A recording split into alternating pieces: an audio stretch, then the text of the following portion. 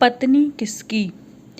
कई प्रयासों के बाद राजा विक्रमादित्य ने एक बार फिर बेताल को पकड़ लिया। वे उसे जब योगी के पास ले जाने लगे तो बेताल ने नई कहानी शुरू कर दी। बेताल ने नई कहानी सुनाते हुए कहा, एक समय की बात है, धर्मपुर नाम के नगर में गंधर्वसेन नाम का युवक रहता था। गंधर्वसेन की कदकाठी बहुत आकर्षक थी। यही कारण था कि कई लड़कियां उससे विवाह करना चाहती थीं, लेकिन गंधर्वसेन को उसमें से एक भी लड़की पसंद नहीं थी।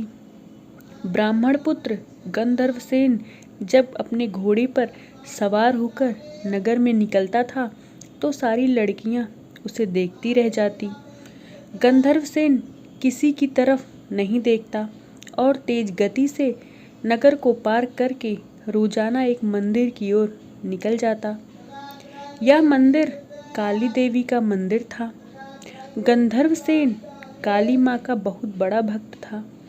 वो हर दिन माँ काली की पूजा किया करता था। एक दिन जब वो मंदिर से लौट रहा था तो उसने नदी के किनारे एक धोबी की लड़की को कपड़े धोते हुए देखा।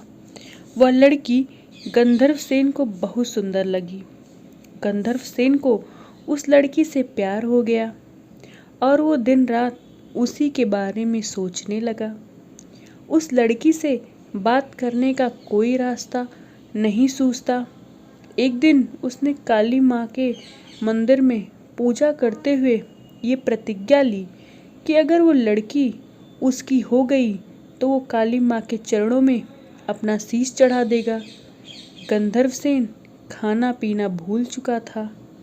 वो दिन रात उसी लड़की के बारे में सोचता रहता। इसका परिणाम यह हुआ कि गंधर्वसेन बीमार हो गया। गंधर्वसेन की बीमारी की खबर सुनकर उसका सबसे अच्छा मित्र देवदत्त उससे मिलने आया। अपने परम मित्र को बिस्तर पर पड़ा देख देवदत्त ने उसकी उदासी का कारण पूछा। गंधर्वसेन ने देवदत्त को अपना हाल सुनाया और बोला कि उस लड़की से अगर मेरा विवाह नहीं हुआ तो मैं मर जाऊंगा। देवदत्त अपने मित्र से बहुत प्यार करता था, इसलिए उसने लड़की को ढूंढने की ठानी। देवदत्त उस लड़की को खोजने में सफल हुआ। देवदत्त ने उस लड़की के पिता से कहा कि अपने बेटी की शादी गंधर्वसेन से कर दे। लड़की के पिता ने सारी स्थिति का जायजा लिया और अपनी बेटी का विवाह गंधर्वसेन से करा दिया।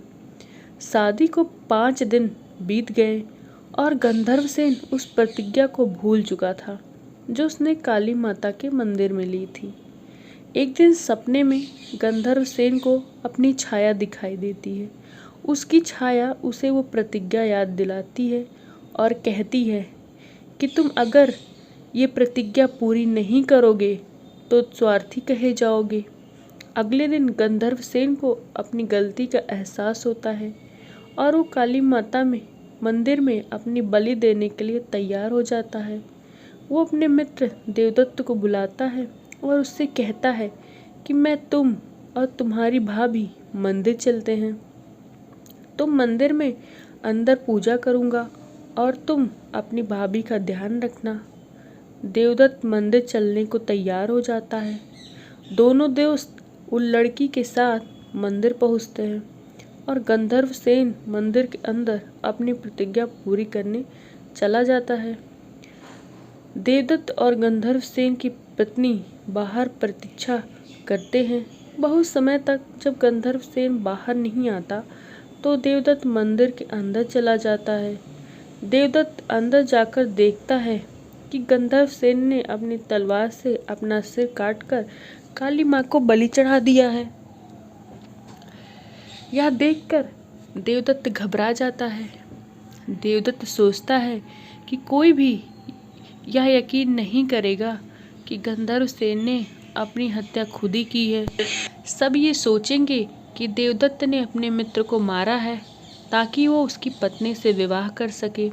इस आरोप से बचने के लिए देवदत्त ने गंधर्वसेन की तलवार से अपना सिर भी काट लिया।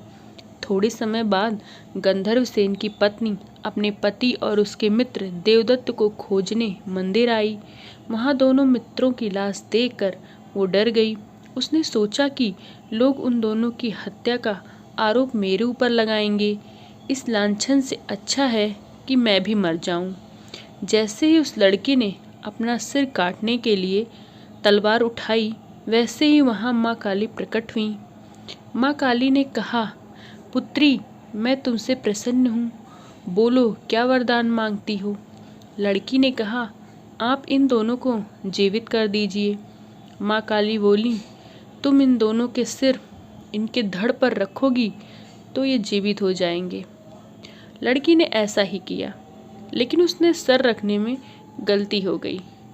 उसने गंधर्वसेन का सर देवदत्त और देवदत्त का सर गंधर्वसेन के धड़ पर लगा दिया। दोनों मित्र जीवित होकर उस लड़की के लिए लड़ने लगे।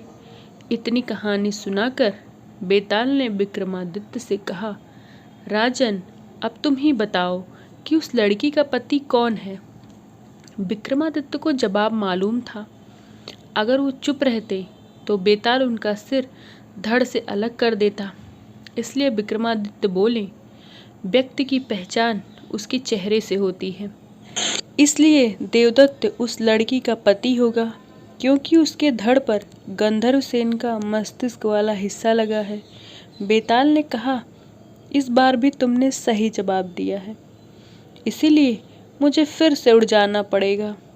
इतना बोलकर बेताल फिर से घने जंगल की ओर उड़ गया। राजा विक्रमादित्य फिर से बेताल को ढूंढने के लिए उसके पीछे चल दिए। कहानी से सीख है, इंसान जो भी करता है अपने मस्तिष्क से ही करता है, इसीलिए उसकी पहचान मस्तिष्क से होती है। Thank you for watching and listening.